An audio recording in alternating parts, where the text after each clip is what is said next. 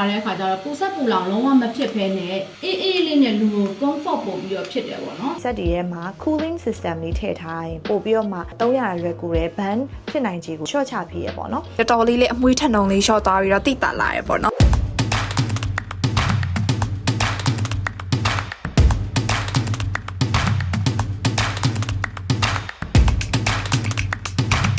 ကိုအိမ်မှာပဲလှုပ်ချင်တဲ့သူတွေအတွက်ဆိုလို့ရှိရင်တော့ဒီ RMP ကနေပြီးတော့2025မှာထုတ်ထားတဲ့ဒီ Sapphire Ice Cooling IPL Hair Removal Device ဆိုတဲ့စက်ကလေးရှိပါတယ်သူကတော့ရိုးရိုး IPL Hair Removal တွေနဲ့မတူပဲ Lustre Sapphire Ice Cooling Technology ကိုသုံးထားပြီးလို့ zero pain ဖြစ်ပြီးအသားကိုလောင်တာမျိုးမဖြစ်အောင်လို့အထူး upgrade လုပ်ထားတာဖြစ်တယ်5 degree Celsius ဒီ cooling ပေးနိုင်တဲ့အတွက်ပေါ့နော်မတော်3ရက်ခါမှလည်းအရန်ပူတာမျိုးမခံစားရဘူးတက်တောင့်တက်တာနဲ့ပေါ့နော် cooling အေးလေးရတယ်တာမန် IPL နဲ့မတူဘဲနဲ့ဒီတစ်ခါ upgrade မှာကဒီ Red Light Therapy ထည့်ထားပေးရဖြစ်တဲ့အတွက်ဒီ skin မောအမာရွတ်လေးပြီးဂျိုင်းမဲ့အရာတွေကအစားတော်တော်လေးသက်သာစေရယ်မျိုးအိမ်သုံး IPL set တွေကိုပုံမှန်လေးပေါ့နော်နှစ်ပတ်တစ်ချိန်လောက်သုံးပေးခြင်းအပြင်ကိုယ်မှရှိတဲ့အမွှေးလေးတွေကကျဲလာမယ်အမွှေးလေးတွေပါလာမယ်ထွက်တဲ့အမွှေးလေးတွေကလည်းပိုနုလာမယ်ပြီးနောက်ပိုင်းအမွှေးလေးတွေမထွက်တလောက်နီးပါပေါ့နော်ဖြစ်သွားမယ်မြန်မာနိုင်ငံကနာမည်ရထားတဲ့ aesthetic ဆရာဝန်တွေရဲ့ထောက်ခံချက်လည်းအပြည့်အဝရရှိထားပြီးသားဆိုတော့အိမ်မှာသုံးမယ်ဆိုလို့ရှိရင်လည်းဒီဇက်ကိုစိတ်ချလက်ချသုံးလို့ရတယ်သူ့ရဲ့အားသာချက်ကဘာလဲဆိုတော့ show လို့ရှိတယ် service center လည်းရှိတယ် after sales service လည်းအရန်ကောင်းတယ်